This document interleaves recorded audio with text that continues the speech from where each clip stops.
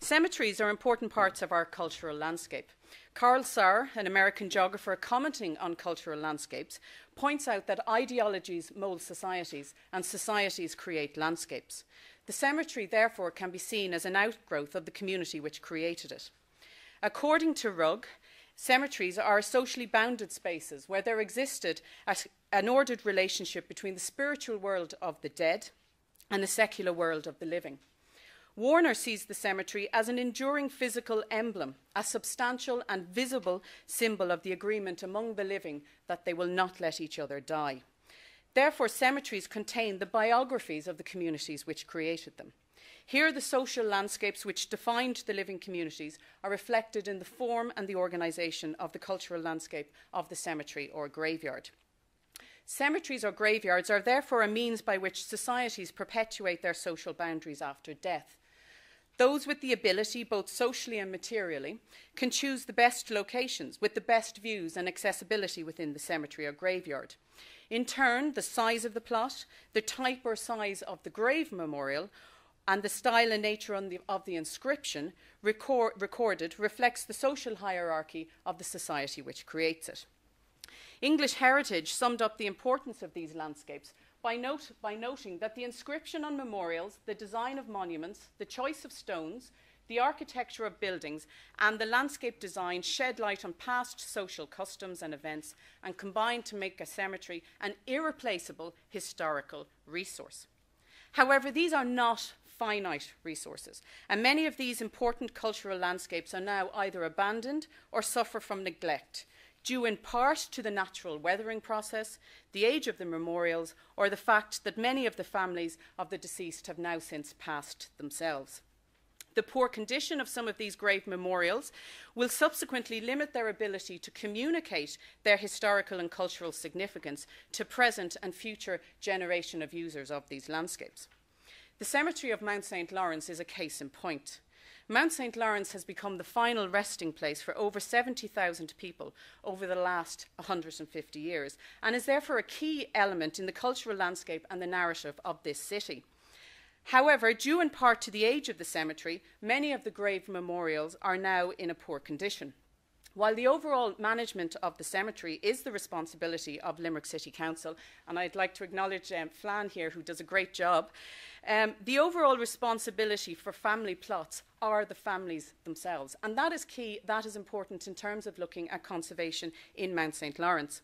However, many of these family lines have now ceased, or the families have perhaps emigrated. There is no one, therefore, left to tend to these graves, and many of these graves have been left to decay. Just to give you an example of some of the graves up in Mount St. Lawrence.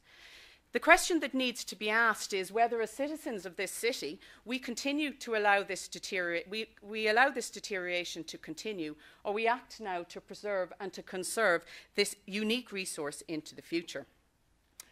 Over the last 3 years, staff and students of history and geography at Mary Immaculate College and UL, in conjunction with Limerick City Museum and Archives, have undertaken a study which will contribute, hopefully, to the preservation of this unique resource. This has involved digitising the cemetery register and memorials and recording both the inscriptions and the present state of conservation of grave memorials in the cemetery. I would like here to publicly thank all those students past and present of Mary Immaculate and UL for their dedication and commitment to this project. We simply wouldn't be able to have undertaken this project without them. Some of their work has now been made publicly available on the Limerick City Museum and Archives website. It is hoped that this work will open up the cemetery to a wider audience and reconnect Limerick people and the diaspora with this unique landscape. Today, as I said, I hope to use some of this material to examine some of the key geographical patterns and processes present and the pressing conservation issues in just one section of the graveyard. So Mount St. Lawrence then, well, where is it? The first question that any geographer asks, location, location, location. Mount St. Lawrence, opened in 1855, is a relatively large cemetery by Irish standards, comprising of approximately 18.5 acres. Like other 19th century cemeteries, it was located on the periphery. In this case here, you can see that Mount St. Lawrence is located on the periphery of Limerick City in the parish of St. Lawrence. Hence, hence its name, although in early years it was simply just referred to as the New Cemetery. And as our Mayor last night spoke to us about, it has also in the past been referred to as Keys Field. As the first edition Ordnance Survey map demonstrates, it was located in the institutional quarter of the city. Again, you can see the location here of the county infirmary, the military barracks, the county jail, the, in inverted commas, lunatic asylum, and here Mount St. Lawrence. On the first edition Ordnance Survey map, you can see as of yet there is no evidence of Mount St. Lawrence. It was originally intended to be a multi-denominational cemetery. However, by 1855, the Catholic diocese had leased 14 acres and enclosed it with a wall and a gate. However, this was not on the scale of other cemeteries like Glasnevin in Dublin, due in part to the reduced security risk of the so-called resurrectionists. Corbett, a city architect, was commissioned to design the cemetery along the lines of London's plan for Histon Cemetery in the UK. As the following slide demonstrates, this consisted of a gridiron plan with a centrally placed mortuary chapel. And again, we see this pattern replicated in Mount St. Lawrence. If we look at the 25-inch 1900 OS map for Limerick, here you can see that the gridiron pattern of the cemetery has now been realised. And again, you can see the centrally placed mortuary chapel, which of course was built at the end of the 1860s. You can also see its close proximity here to St. Joseph's. The aerial photograph here, again courtesy of Limerick City Council, again will give you some indication of this gridiron pattern, which we can see the central avenue here, and then the side avenues or streets running perpendicular to it. Again, very much mirroring the geography of the 19th century city. In the early years, though, burial in Mount St. Lawrence was quite slow, and really it's not until the 1880s that we see around about 6,000 burials going in by the decade. Again, you can see that there are fluctuations over time. A slight drop here in the 1920s is because of problems with the burial register. And then you can see by the time we reach the 1950s, I suppose, the cemetery is reaching its capacity and we're seeing a drop-off in the number of burials. Again, the second slide here is just trying to indicate the average number of burials per year. And you can see in this period, really, from the 1880s up until the 1950s, we're having in and around 600 people a year being buried in Mount St. Lawrence. As this slide demonstrates, the sections in and around the mortuary chapel appear to have been developed first. In particular, this area here. The area you're looking at for early development in the 19th century, this 1850 to 1859, are the areas in pink. And again, you can see some of the sections here in F, G, and H, those pink areas in F, G, and H. These appear to be the first burials, or the new plots in Mount St. Lawrence. There's evidence here of 17 new plots in sections F, G, and H between 1855 and 1859. As the 19th century progressed, the number of new plots increased, peaking at around about 226 between 1870 and 1879, and decreasing only slightly to 215 between 1880, which is 1880 coming in here in yellow, between 1880 and 1889. Now, I'd just like to point out that these maps are based on the first recorded inscriptions on the headstones. Okay, we have to take into consideration that, of course, there may have been burials which didn't actually gain headstones in the cemetery. By 1900, the only section of the graveyard which doesn't appear to have witnessed extensive burial as marked by a gravestone is this section down here in section E. There is a suggestion that this section E could actually have been the poor square section within the graveyard. However, as the next map demonstrates, the situation changed in the first 50 years of the 20th century. The main areas of burial now appear to have been sections D, E, G, and H. Okay, the main areas of new burials, as I said, in these areas here, and this is represented very much by the blue and by the pink coming up on the map.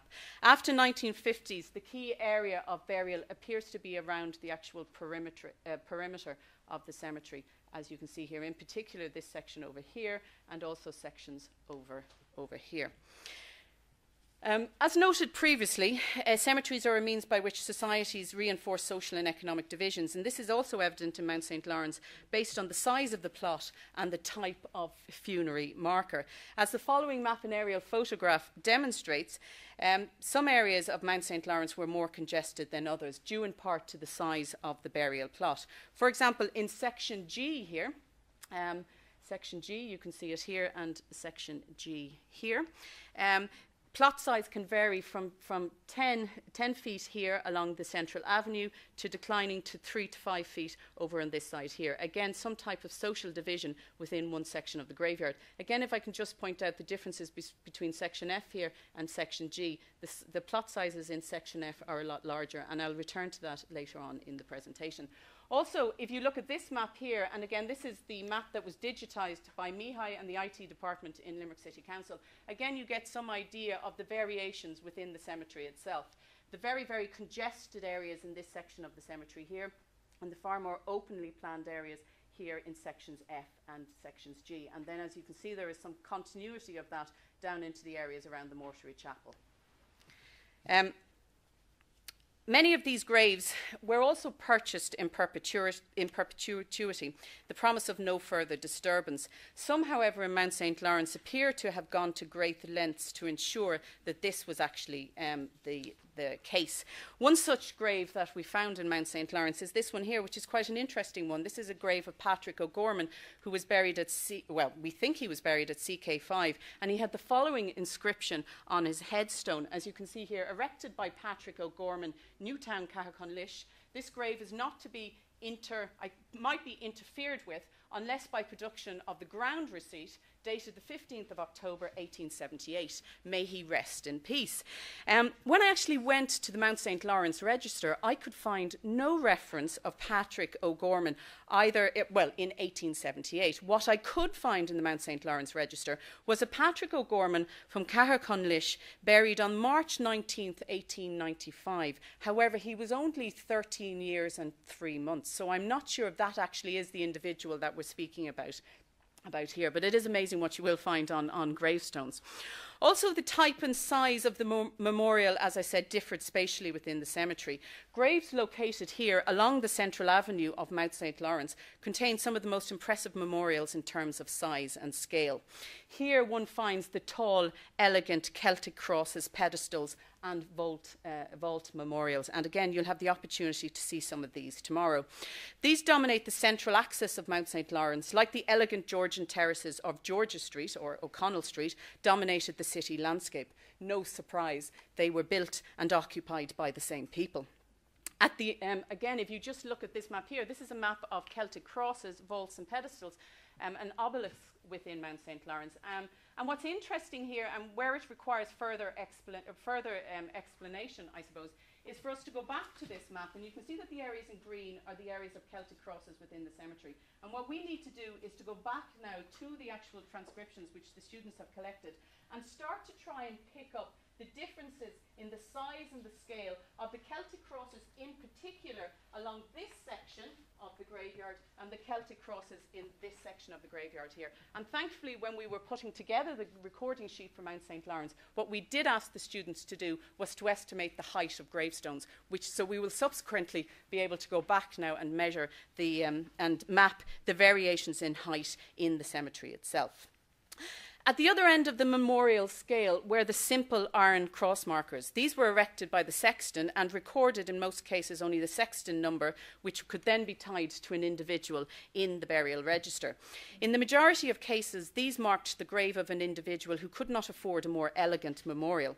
As this slide demonstrates, they tended to be concentrated in the more congested and poorer sections of the graveyard.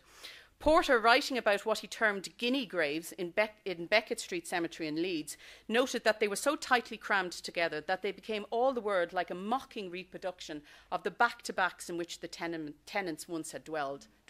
I believe a similar analogy can be drawn here for Mount St. Lawrence. For example, Michael Gearon's grave is marked by an iron cross in a congested area of Section E. 3 years before his death in 1904, he is recorded as living with his wife and 5 children in a tenement house on Brennan's Row. He was a pork butcher. His family, all 7 of them, lived in a 2-roomed house in a 4-roomed dwelling, far exceeding the stated number of 2 people per room in the 1908 Working Man's Report.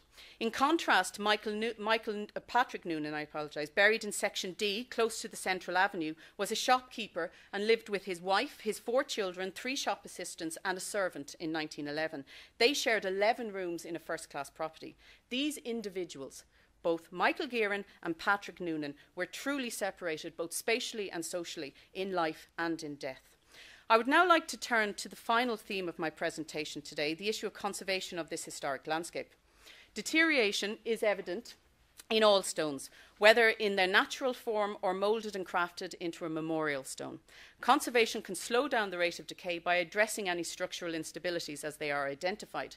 Routine maintenance and care and early intervention can ensure that issues that become problematic in the future are assessed and rectified in a timely manner.